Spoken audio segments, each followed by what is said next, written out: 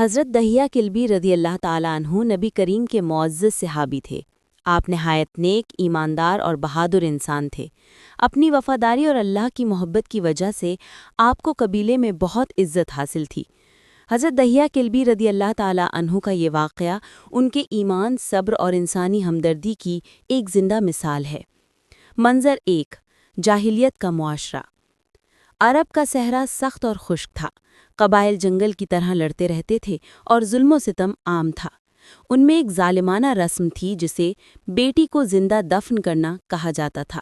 کچھ لوگ یہ رسم اپنی عزت، غربت یا معاشرتی دباؤ کی وجہ سے اپناتے تھے۔ حضرت دہیہ کلبی کے سامنے بھی یہ امتحان آیا۔ منظر 2، حضرت دہیہ کی فیملی۔ حضرت دہیہ کلبی رضی اللہ تعالیٰ عنہ کے گھر میں بچے خوشیاں بکھیرتے تھے۔ ان کی ایک بیٹی ان کے گھر کی روشنی تھی۔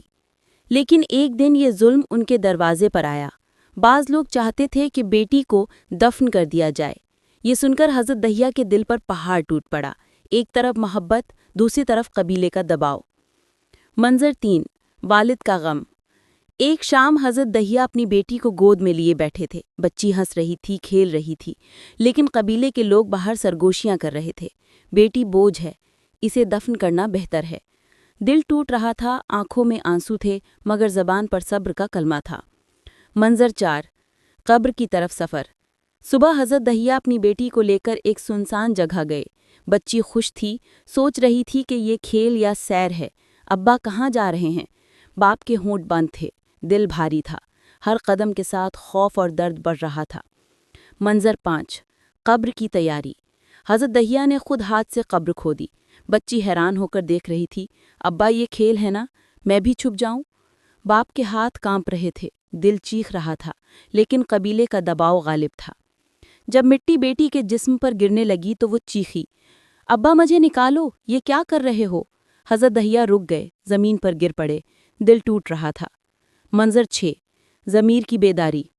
اچانک ہوا تیز ہوئی، جیسے فضا چیخ رہی ہو۔ حضرت دہیہ نے آسمان کی طرف دیکھا۔ دل میں آواز آئی، یہ ظلم ہے، یہ معصوم ہے، یہ اللہ کی عطا ہے، اسے کیوں ختم کرنا چاہتے ہو؟ آنکھوں سے آنسو بہے۔ حضرت دہیہ نے بیٹی کو فوراً قبر سے نکالا اور گود میں اٹھا لیا۔ نہیں بیٹی، تم زندہ رہو گی، میں تمہیں کبھی زخمی نہیں ہونے دوں گا، تم میرا فخر ہو۔ منظر 7، قبیلے کے سامنے۔ حضرت دہیہ بیٹی کے ساتھ قبیلے میں واپس آئے۔ لوگ حیران تھے، تم نے رسم توڑ دی۔ کچھ طنز کر رہے تھے، یہ کمزوری ہے۔ حضرت دہیہ نے بلند آواز میں کہا، یہ کمزوری نہیں، یہ ہمت ہے۔ بیٹی کو مارنا سب سے بڑا ظلم ہے، یہ اللہ کی امانت ہے، میں اسے زندہ رکھوں گا۔ خاموشی چھا گئی۔ لوگ سوچنے لگے کہ واقعی یہ ظلم کب تک جاری رہے گا۔ منظر 8، سبق اور تبدیلی۔ وقت گزرا، حضرت دہیہ کی بیٹی بڑی ہوئی، خوبصورت اور عقلمند۔ اس کی زندگی اور روشنی نے قبیلے کو سبق دیا کہ بیٹیاں رحمت ہیں، بوجھ نہیں۔ اسلام نے بھی اس ظلم کو ہمیشہ کے لیے ختم کیا اور فرمایا کہ بیٹیاں اللہ کی نعمت ہیں۔ قرآن میں بھی اس ظلم کا ذکر ہے۔ اور جب اس لڑکی جسے دفن کیا گیا تھا پوچھا جائے گا کہ اسے کس جرم کے لیے قتل کیا گیا۔ سورۃ تکویر آیت 8 اور 9۔ حضرت دہیہ کلبی رضی اللہ تعالیٰ عنہ کی ہمت نے نہ صرف اپنی بیٹی کو بچایا بلکہ قبیلے کی سوچ بدل دی۔ نتیجہ، یہ کہانی ہمیں یہ سکھاتی ہے کہ ظلم و جاہلیت کو روکنے کے لیے ہمت ضروری ہے۔ بیٹیاں اللہ کی نعمت ہیں، بوجھ نہیں۔ ایک والد کی ہمت پورے معاشرے کی سوچ بدل سکتی ہے۔ صبر، انصاف اور اللہ کی رضا اختیار کرنا سب سے بڑی طاقت ہے۔